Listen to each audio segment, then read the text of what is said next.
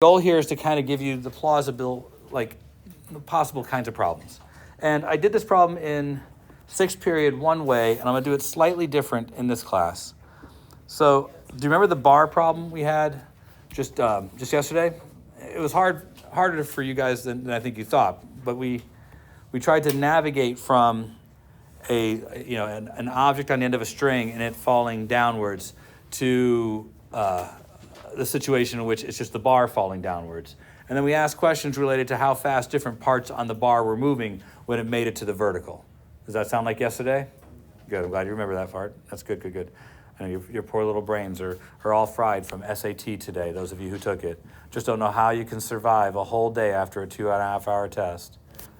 So what if, instead of turning it completely sideways like we did, what if the problem was more like we take the bar and we rotate it a small amount like this before releasing it? I don't want to work this problem, but do you understand that this is just a slight modification to what you've already seen?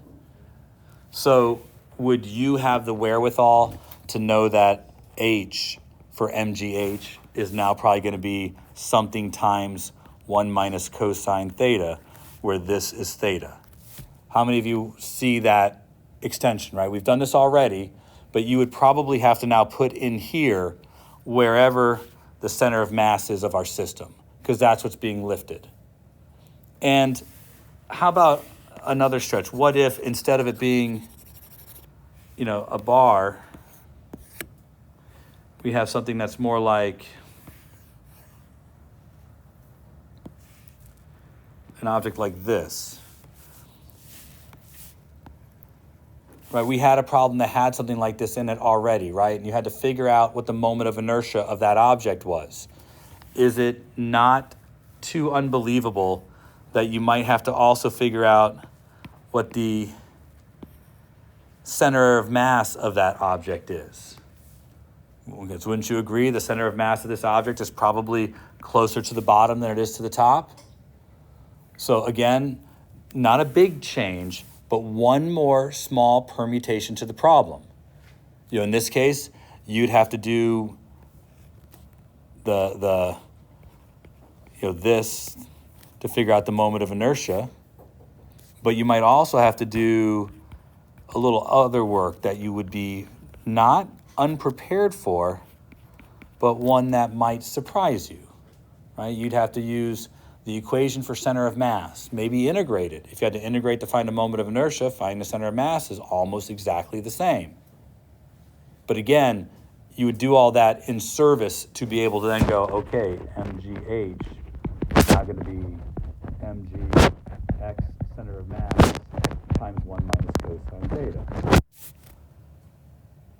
Do you see kind of this? I'm just making small permutations, small modifications to what we've already done. You did this straightforward, take a bar sideways and release it. This is some of the possibilities. All right, ready to see another possibility? This one is more in line with what I want to get to today. And that is, what if we have a bar, but instead of rotating it about its end, we rotate it about a point, say some distance away from its end. Now in sixth period, I measured that from the end of the bar, and that gives you a very cumbersome and ugly response. So in this class, we're going to do it from a different vantage point. We're going to measure it from the center. We're going to say the point at which it will be pivoted is a distance x away from its center.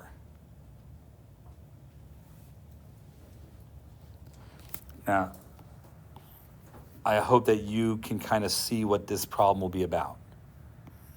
That the object's going to pivot about that point and rotate from here down to here. Does that make sense? Let's run this problem. We want to figure out what the angular speed of the bar is at the bottom, assuming it was pulled perfectly sideways.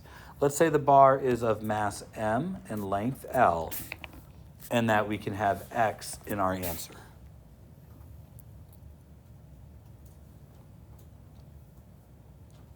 Make sense?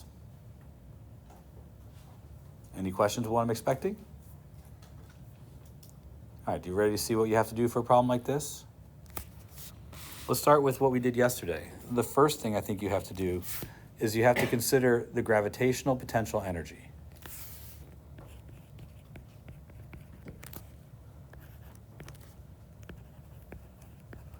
What will you use for H?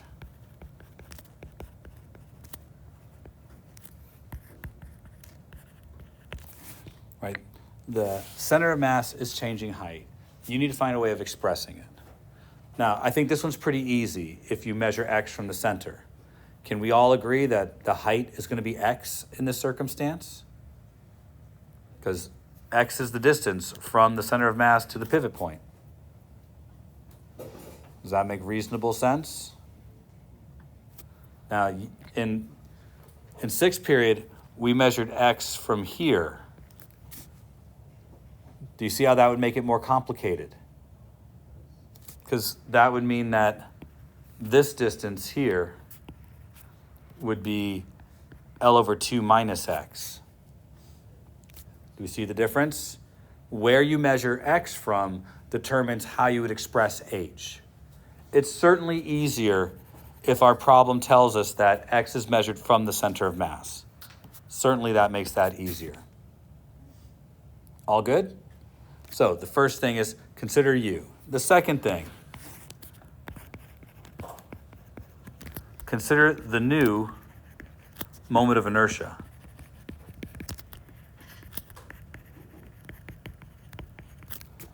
We have shifted the pivot point.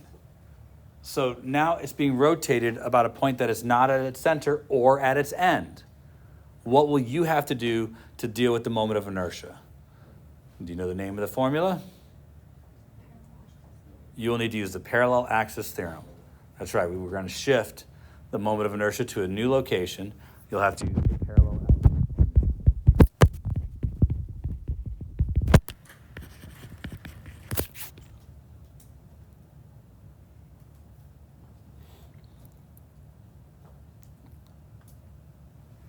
Now, some things to think about here. Before we actually run the numbers on it, what if x was 0? Would it rotate at all? If the pivot point were at the middle, would there be any reason for it to rotate? No, so we expect that this is going to have an answer where the velocity would be 0 if x is 0, because there would be no reason for it to spin at all. Does that make sense? Do you guys see that? These are things to think about, and these are limits that you should put on the problem. And of course, if x equals L over 2, we should get the same answer as yesterday, right?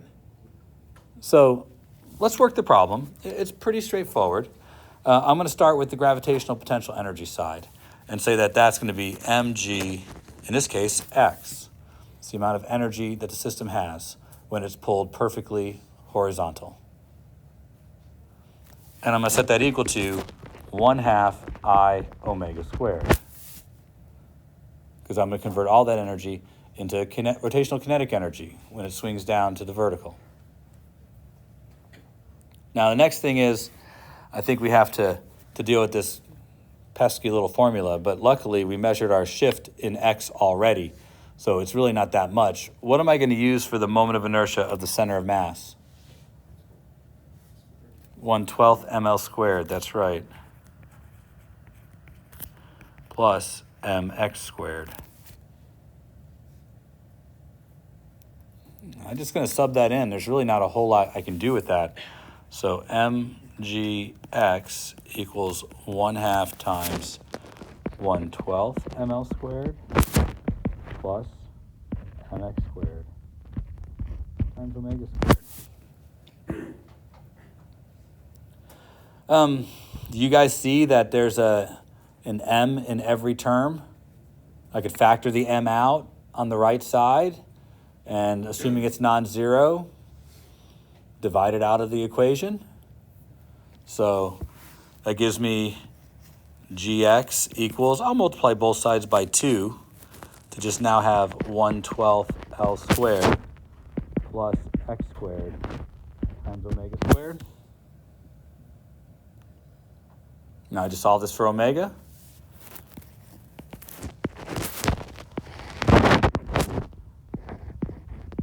I know this is largely an exercise, and I've kind of led all the parts of it.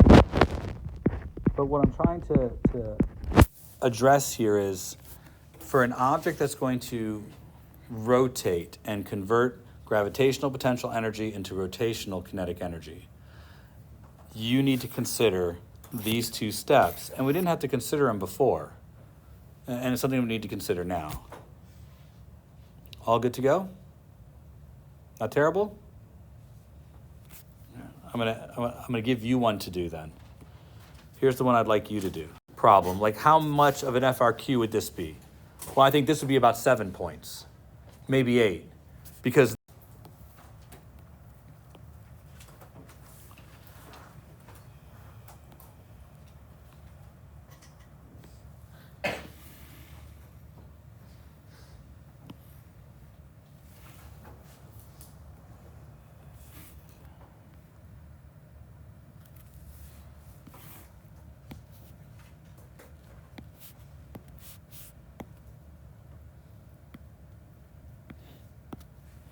all right, imagine I have a disc like this. And I'm going to draw a diameter through it just so I have a means of keeping track of what it looks like.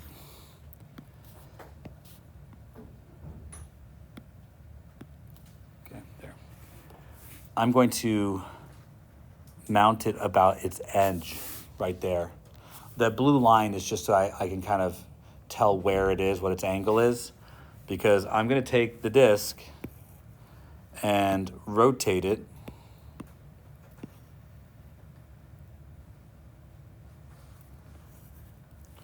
so that's perfectly sideways, and I'm going to release it so that it pivots about this point here. Everybody see what I'm doing? I guess we'll make this a disc. I don't think I said that, but let's go ahead and make it a disc. I did say disc? All right. In sixth period, I said, pick your favorite round object and let's do it. And they just said disc anyways, so disc it is. I'd like to know what the rotational speed is at the bottom. Can you guys do this problem? It's just like the last one, except for a different shape. So again, consider the motion of the center of mass.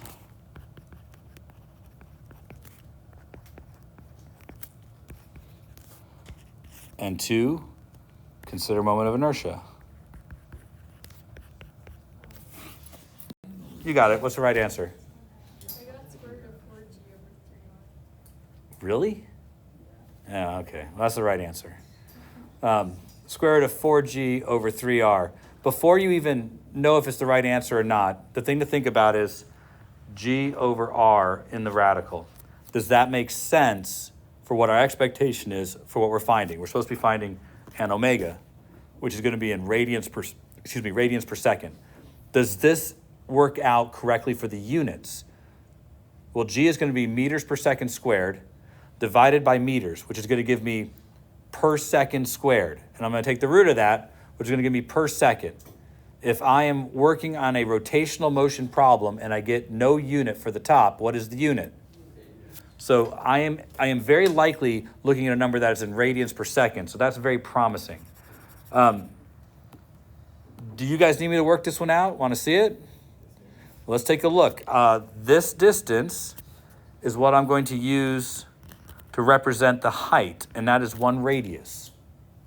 Do you guys see why I'm using that as my height? That's step 1, is figuring out how much gravitational potential energy I have. It's based on the motion of the center of mass at the center of the disk, so it's moving a distance r. All good? So I can start by saying my gravitational potential energy is mgr. Now let's contemplate the moment of inertia of my system. It's a disk rotated about its edge, so I have to use the parallel axis theorem. So the parallel axis theorem tells me to take the moment of inertia of the center of mass, 1/2 mr squared, and then add the shift distance. While I'm shifting it from the center to the edge, that is a distance of 1 radius. This gives me a moment of inertia of 3/2 mr squared. Any question about that choice? All right, I believe the gravitational potential energy here is going to be converted into rotational kinetic energy here. So I'm going to set the gravitational potential energy, mgr, equal to 1/2 I omega squared. I'm going to sub in what I know about the moment of inertia of my system and get mgr equals 1/2 times 3/2 mr squared times omega squared. I'm going to solve this for omega, cancel out one of the r's, cancel out the m. 1/2 times 3/2 is 3/4, and I'll get omega is equal to the root of 4/3 g over r. All good? Pretty straightforward. A new example. And I want to talk a little bit about I'm not even sure how to say this, so I'll say it as best I can. The nature of the energy here. Consider this as just a merry-go-round. We're looking top down on a merry-go-round, and it is spinning with speed omega. Let's get rid of torques and friction, air resistance. It's just spinning. It has rotational kinetic energy, 1/2 I omega squared. So that's how much kinetic energy the disk has. But it's a merry-go-round, which means that it has, say, radius r, mass m,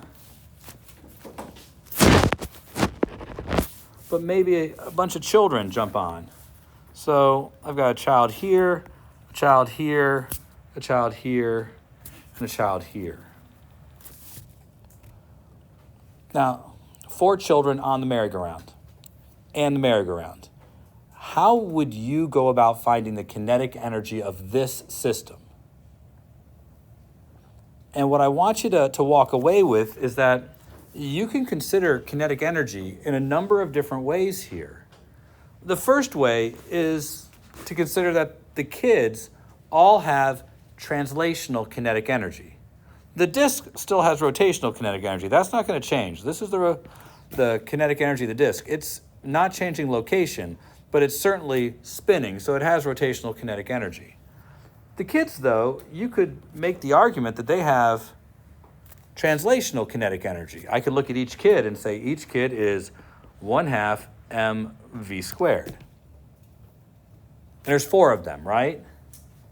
The problem is that I don't necessarily know v, so I could write that their kinetic energy is 1/2 m omega times r squared. Right, that way everything's in terms of omega and r. Do you guys see that okay?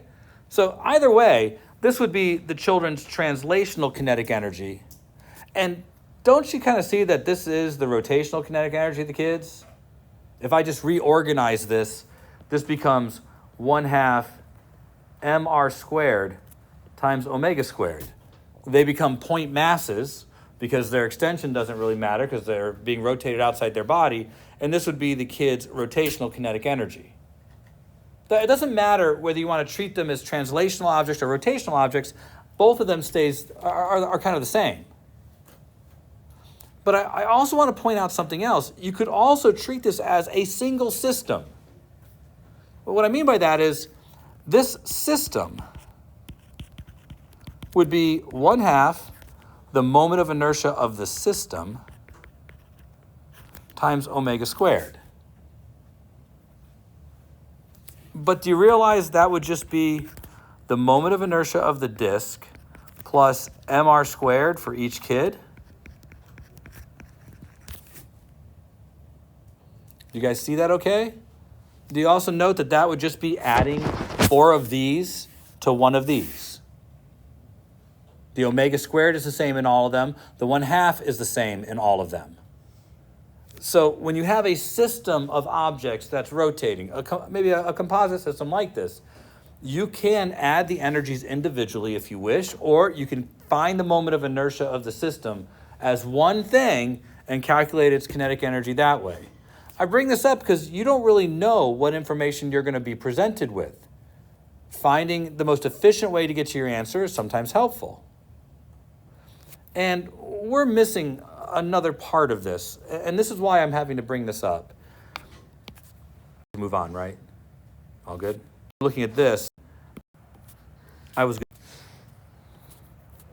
one way to get the merry-go-round spinning is to have the kids just push on it directly and apply a torque to it directly.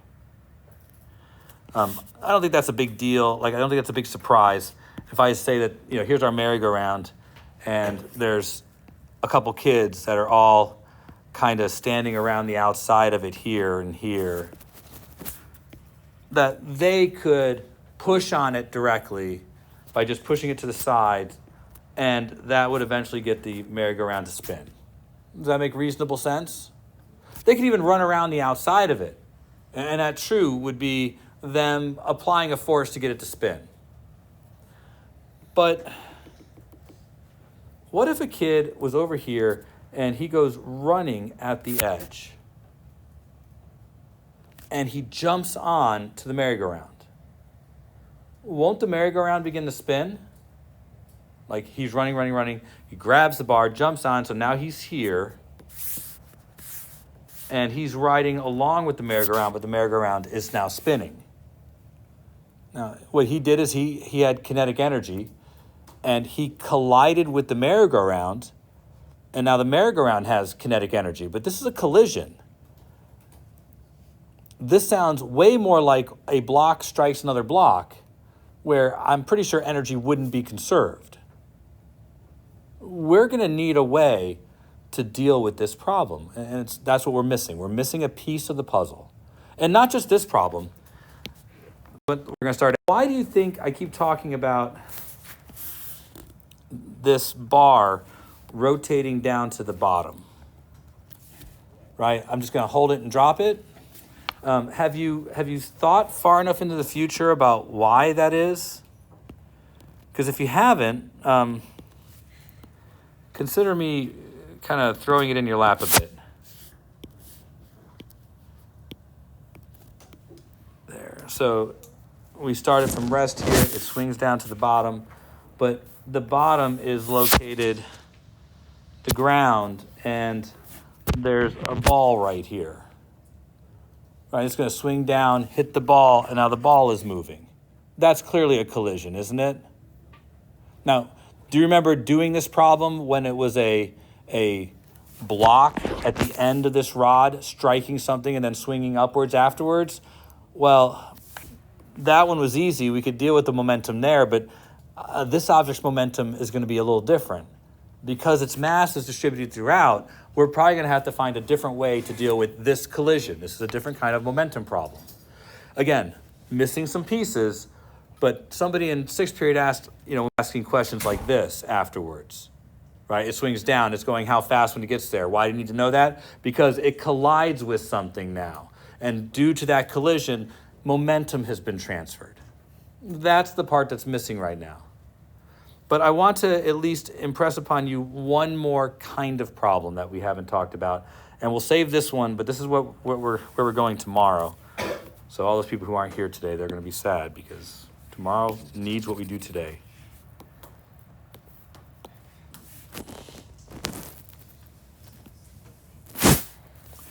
What if I put an object like this at the end? Like I mount or glue a massive object at the bottom of this rod. Something like I've drawn here. And let's say that it's bonded right at the center. That's L. And let's just say that this has mass M, and the bar is mass M. And it's all one thing, but it's going to rotate down to the bottom. And I want to know how fast it's going at the bottom.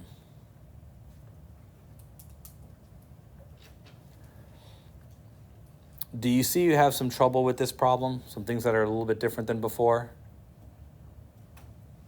Because I'm going to remind you that you have to consider the motion of the center of mass.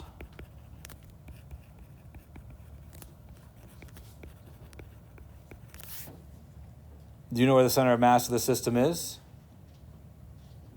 No, you'd have to find it. So you have options. You're also going to have to consider the moment of inertia.